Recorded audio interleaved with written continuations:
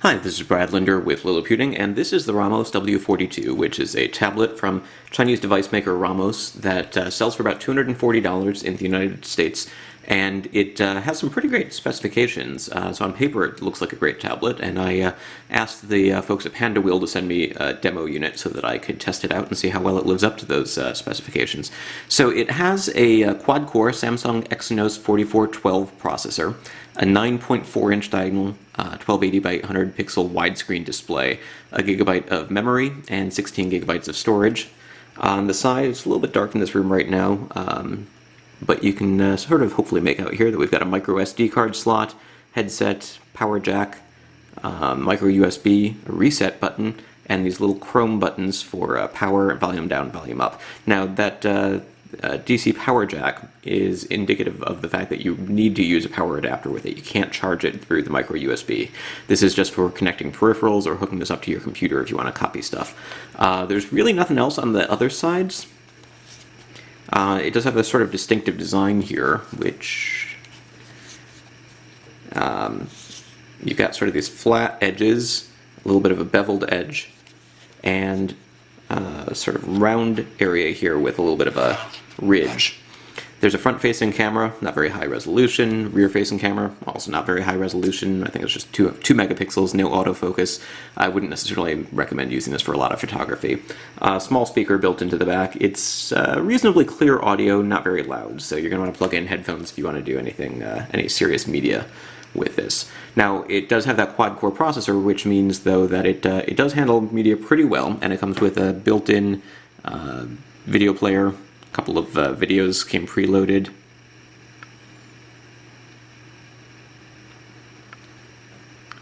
So that works pretty well. It's a 720p video. Likewise, you can use online media. So I went ahead and installed the Netflix application.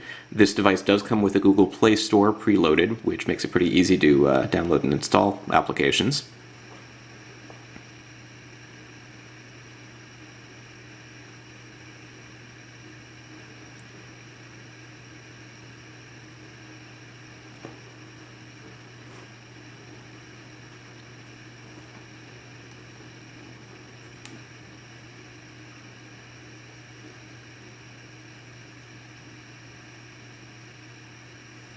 And so things look pretty good here too.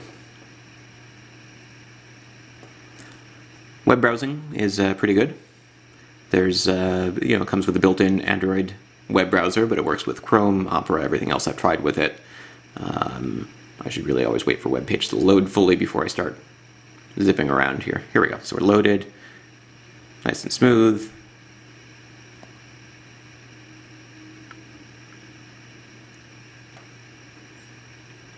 And handles games pretty well too. The Exynos 4412 processor is no longer one of the it's no longer the fastest chip on the market. We're starting to see some faster chips from Samsung, Qualcomm, and others, but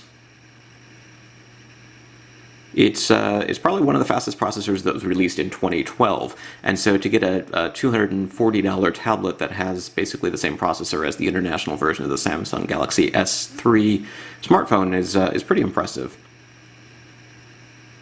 I'm not very good at games like this, but we'll go ahead and try it anyway.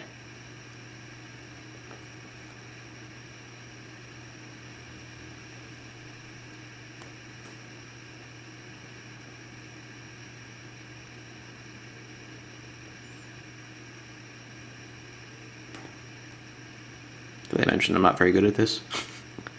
So graphics look pretty good.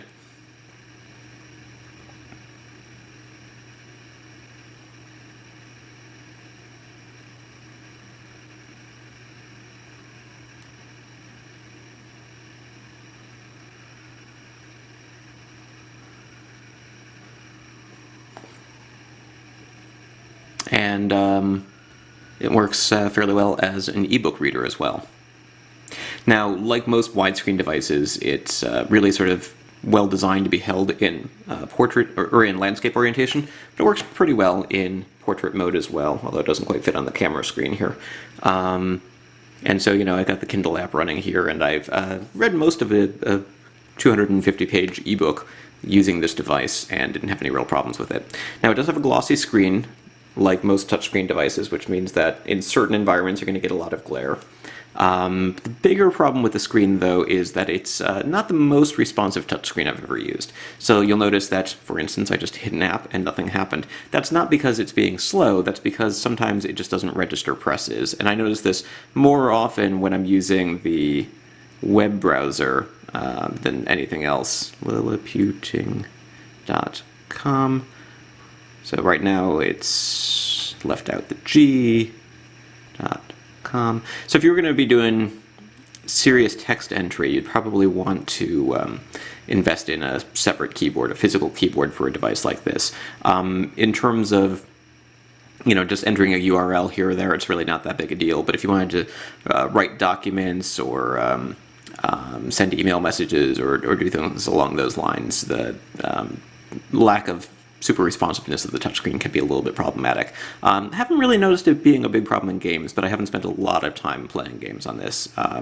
Sports casual games, clearly, as well as first-person shooters and other things like I just showed you.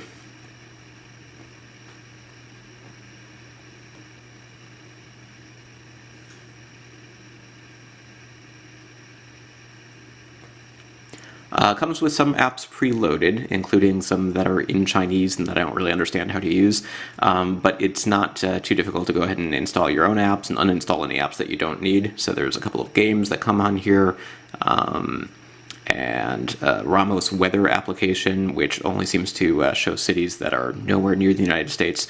So, clearly this is a device that was shipped over from China, as opposed to one that was developed in the United States or for sale in the United States, but it does come with English as the default language. It's running Android 4.0 Ice Cream Sandwich, not the newest version of Android, and because it is this Chinese tablet that may or may not really have a lot of support, there's no guarantee that you're ever going to get an official update to Android 4.1 or 4.2. It's possible that you'll get an update, but you don't know for certain that you will. Hopefully, if there's a large enough independent developer community of people who are buying these sorts of devices and interested in them, maybe we'll see third-party software. And it is actually very easy to root this device, so it shouldn't be too hard to install some third-party software like CyanogenMod if somebody releases a version for it. Or if you know what you're doing and want to try and compile a version yourself, it might not be too hard. But there's an app called Exynos Abuse that basically all you have to do is click a button and your device is rooted. So it's pretty easy to gain root access so that you can access files and settings that would otherwise be unavailable. In terms of sort of build quality, it feels pretty sturdy. The screen, I've noticed, flexes a little bit more if you push real hard in the center than some other devices that I've tried, but that's not something that most people are probably going to spend a lot of time pressing down on. I just noticed it today, and I've been using this thing for weeks. The battery life, officially it gets around 6 to 7 hours of battery life. That seems about right for my tests, and kind of more impressive is the fact that the battery drains very, very slowly when you turn it off and leave it off, and part of that is it actually seems to disable Wi-Fi by default. So I've left this thing unplugged overnight and come back the next day, and it's only down about 3%, so I've gone from 100% charge to 97% charge over the course of 10 or 12 hours, so that's kind of nice. Seems to have a metal rear panel here, but there's definitely a lot of plastic as well. And in terms of size and weight, as I mentioned, it's got a 9.4-inch screen, so it's a little bit sharper than something with a 10.1-inch screen in terms of screen resolution. The text and images are a little bit sharper than a larger device with the same resolution.